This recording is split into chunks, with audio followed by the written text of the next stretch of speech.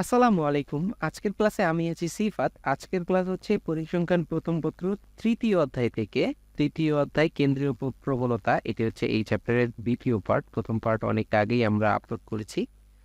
আজকের ক্লাসে হইতেছে আমরা কেন্দ্রীয় প্রবলতা থেকে বিচ্ছিন্ন যেই থাকে, শ্রেণীব্যাপ্তিগুলো থাকে, সেইখান থেকে আমরা হইতেছে বা শ্রেণীকৃত যেই প্রবলেমগুলো থাকে সেখান থেকে আমরা একটা এক্সাম্পল সলভ করব।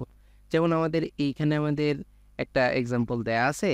এই এই এক্সাম্পল থেকে আমরা হইতেছে গড় গড় কি কি ধরনের আছে? গড় আছে ৩ ধরনের। একটা হইতেছে অ্যারিথমেটিক মিন বা গাণিতিক গড়, তারপর হইতেছে জিওমেট্রিক মিন বা জ্যামিতিক গড়, তারপর হইতেছে হারমোনিক মিন। ৩ ধরনের গড়। তারপরে আমরা বের করবো হইতেছে মধ্যক মানে মিডিয়ান। তারপরে বের করবো হইতেছে আমরা প্রচুরক বা MO। এই ৫টা জিনিস আমরা এই এক্সাম্পল থেকে বের করার চেষ্টা করব। তাহলে শুরু করি। এটার জন্য আমাদের একেকটার জন্য একেকটা ছক লাগবে। আমরা যখন যেই ম্যাথটা বের করব শুধু সেই ছকটা আঁকায় নেব। এখানে আমি হইতেছে যেহেতু ৫টা বের করবো, ৫টার জন্য প্রয়োজনীয় যতগুলো ছক আছে সেটা আমরা একবারেই লিখে নিছি। প্রথমে আসি। প্রথমটা হইতেছে আমাদের শ্রেণীব্যাপ্তি। এটা হইতেছে শ্রেণী ব্যাপ্তি। তারপরে হইতেছে এক্সআই বা মধ্যক। এরপরেরটা হইতেছে এফআই বা গণসংখ্যা। এরপর আমরা বের করব হইতেছে এফআই এক্সআই। তারপর আমরা বের করব হইতেছে লব এক্সআই। তারপর আমরা বের করব হইতেছে এফআই লব এক্সআই, এটা বের করব। তারপর আমরা বের করব হইতেছে 1/xi। আর লাস্টে আমরা বের করব হইতেছে ক্রমযোজিত গণসংখ্যা। ক্রমযোজিত গণসংখ্যা। তাহলে প্রথমে আসি যে শ্রেণীব্যাপ্তি কি কি দেয়া আছে। 10 থেকে 15, তারপরে দেয়া আছে 15 থেকে 20, 20 থেকে 25, 25 থেকে 30, আর লাস্টে 30 থেকে 35। আর এক্সআই মানে মধ্যক। মধ্যক কিভাবে বের করে সেটা বের করে হইতেছে আমরা এই দুটো যোগ করে 2 দিয়ে ভাগ করে দিব। তাহলে এটা পাবো আমরা 12.5, এটা পাবো আমরা 17.5, এটা পাবো আমরা 22.5, এটা পাবো আমরা 27.5, এটা পাবো আমরা 32.5 মানে 32.5। আর এফআই তো আমাদের দেয়া আছে 8, 12, 15, 10 আর হইতেছে 5। এখানে যদি আমরা n ইকুয়াল মানে যোগফলটা বের করি তাহলে এখানে n ইকুয়াল টু পাবো হইতেছে 20, 35, 45, 50।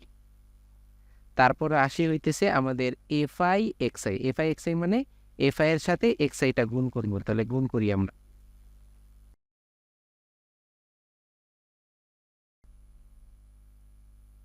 আচ্ছা, এগুলো গুণ করলে আমরা এটা পাবো। এখন যদি আমরা সামেশন এফআই এক্সআই মানে এইটার সম্পূর্ণ যোগফলটা বের করি তাহলে যোগফলটা আমাদের হবে হইতেছে 1085। এখন যদি আমরা যে অ্যারিথমেটিক মিনটা বের করতে চাই, অ্যারিথমেটিক মিন বা গাণিতিক গড়, এটা সূত্র হইতেছে summation FI XI divided by N. এখন আমরা ভ্যালু তো জানি, এখানে আছে পেয়েছি আমরা 1085 ডিভাইডেড বাই এন। তাহলে যদি এটাকে আমরা 85 দিয়ে এন মানে হইতেছে 85, এখানে আমরা লিখে দিব 85। তার মানে 1085কে আমরা যদি 85 দ্বারা ভাগ করি তাহলে আমরা এখানে পাইতেছি 12.765, এটা পাইতেছি। তাহলে আমাদের অ্যারিথমেটিক মিনের জন্য এই 1, 2, 3, 4 এই প্রথম 4টা লাইন হলেই আমাদের হয়ে যাবে। তারপরে আসি হইতেছে লগ এক্সআই মানে লগ এক্সআই মানে লগ এই যে এক্সআই মানে যে 12.5, 17.5 এগুলো আমরা নির্ণয় করতে হবে, নির্ণয় করি।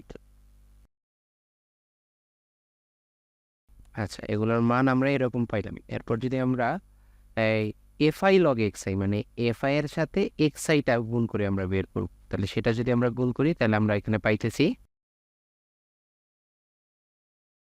এখন যদি আমরা সামেশন এফআই লগ এক্সআই এটা যদি বের করার চেষ্টা করি তার মানে এই লাইনের পুরোটা আমরা যোগফল বের করবো। তাহলে যোগফল বের করি আমরা। যোগফলটা বের করলে আমরা পাবো হচ্ছে 65.922।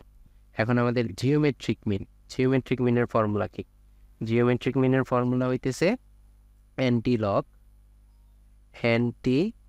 Log summation FI log XI divided by N. এখন আমরা তো এই যে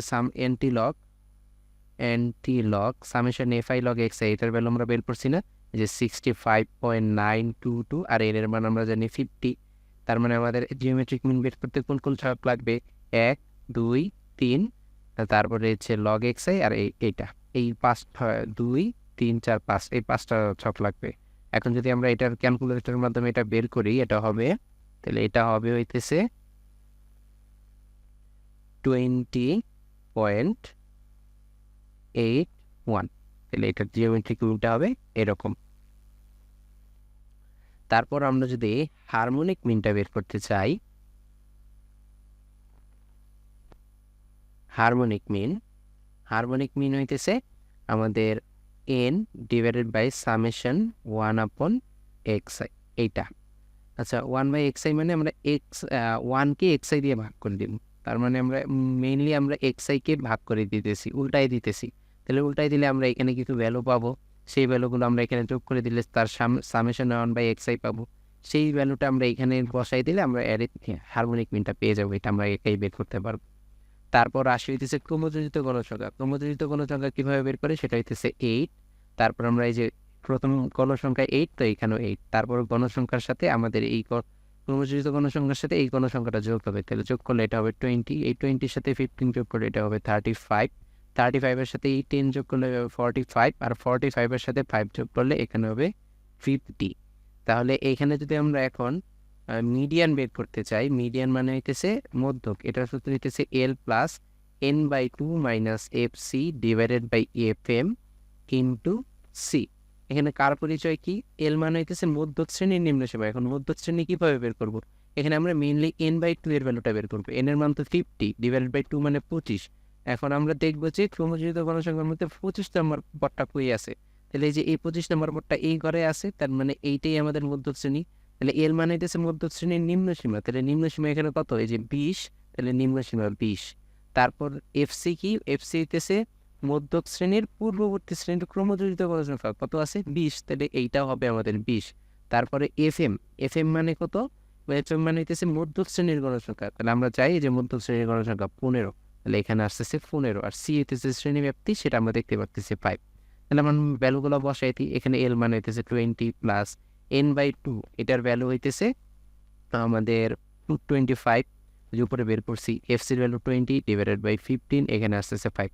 এটা ক্যালকুলেট করলে অ্যান্সার যা আসবে সেটাই আমাদের মধ্যক। তারপর যদি আমরা মোট বের করি, মোটটা হবে হইতেছে L plus Δ1 divided by Δ1 plus Δ2 into C. এখন এল কি? এল হইতেছে প্রচুরক শ্রেণীর নিম্ন সীমা। এই যে এমও দ্বারা আমরা প্রচুরক বুঝাই, তাহলে প্রচুরক শ্রেণীর যদি আমরা নিম্ন সীমা বের করতে চাই, তাহলে আগে আমাদের প্রচুরক শ্রেণীটা দরকার।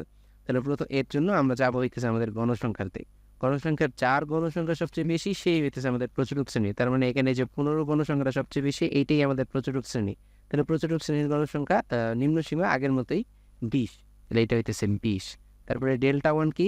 Δ1 হইতেছে প্রচুরক শ্রেণীর গণসংখ্যা 15 মাইনাস এর পূর্ববর্তী শ্রেণীর গণসংখ্যা কত? 12, তাহলে এখানে হবে 12 ইকুয়ালস টু 3। Δ2 কত? প্রচুরক শ্রেণীর গণসংখ্যা মাইনাস এর পরবর্তী শ্রেণীর গণসংখ্যা কত আছে? 10, তাহলে ইকুয়ালস টু এখানে আমরা পাইতেছি 5, আর সি সমান সমান তো 5।